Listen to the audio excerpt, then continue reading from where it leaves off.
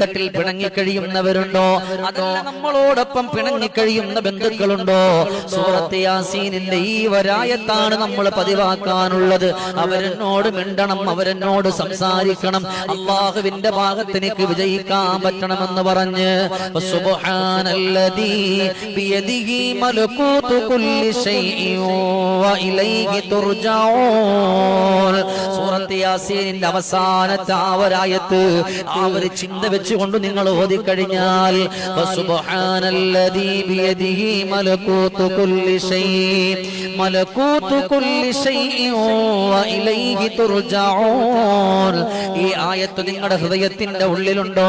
നിങ്ങളോട് പിണങ്ങിയവർ നിങ്ങളോട് മിണ്ടും, നിങ്ങളോട് വഴക്കിട്ടവർ നിങ്ങളോട് സലാം പറയും, അത് നിങ്ങളോട് കടന്നു വരും. ഞാൻ ഈ പറയുന്നത് നിരീശ്വരവാദികളോടും മറ്റൊന്നുമല്ല, മുഅ്മിനായ റബ്ബിനെ കൊണ്ട് വിശ്വസിക്കുന്ന ആളുകളോടാണ്. അല്ലാഹ്